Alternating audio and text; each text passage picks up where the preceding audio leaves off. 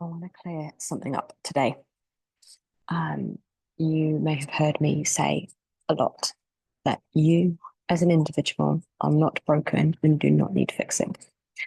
And I will 100% stand by that. And that is not to say that I don't believe in mental ill health, trauma, addiction. There might be all sorts of things that you want to change in your life. And I don't see those two things as incongruent. I often use the Carl Rogers paradox at this point. Like the paradox is when I accept myself, then I change. And for me, the difference is when I when I am meeting myself as I am. And so this sense of acceptance isn't kind of this like passive tolerance that says, oh, well, everything, if I accept myself, it means everything's okay. No, for me, this form of acceptance is more of a turning towards reality as it is. Yeah, it's an acknowledgement that this is the situation. It absolutely does not mean that I have to like everything that I find and that everything has to stay the same. Um, there are definitely things about my life, about me, that I want to change, that I want to get better at. And I'm somebody who has a lot of privilege and health in the world. And it's different if that impulse kind of comes from my soul's inclination to grow and learn, as opposed to the kind of the external and therefore internalized um, brutalization that says I can only be happy when. Yeah, that fundamentally what I'm experiencing right now is wrong and must be corrected. Yeah, that's quite different to me than a sense of this is how things are and I have hope. I want things to be different.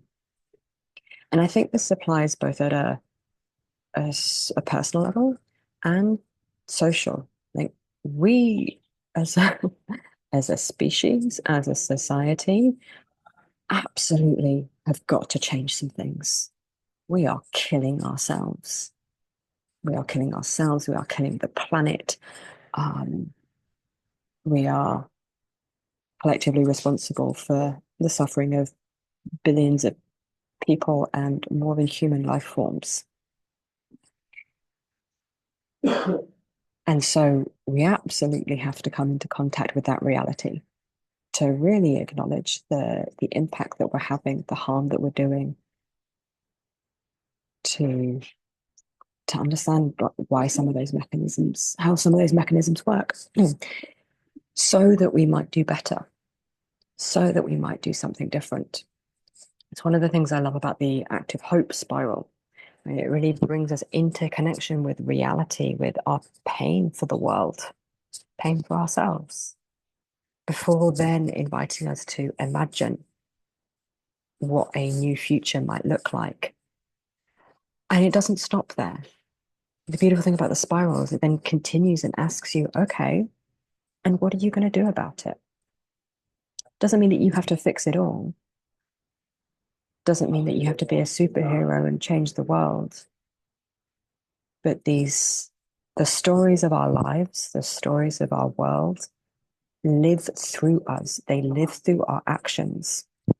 And, and so by asking, what role do I want to play in this? What might be mine to do?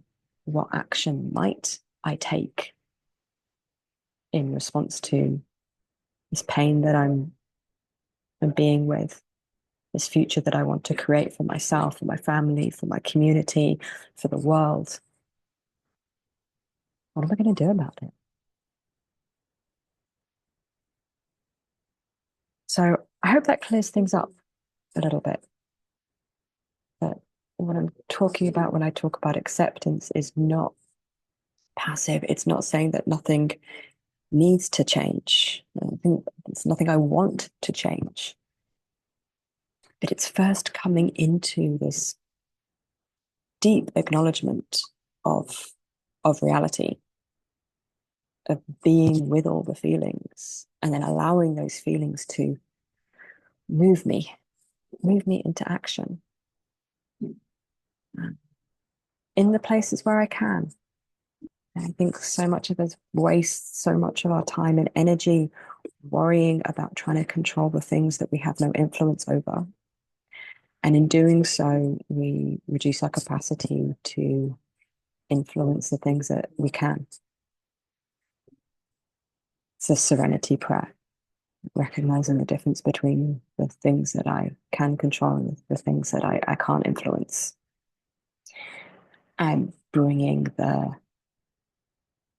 might of my action and my will to the things that I can do something about. Those things might be really small, they might be tiny, but they matter. 8 billion people on this planet. If all of us did one small thing, 8 billion small things really starts to add up. What we do matters.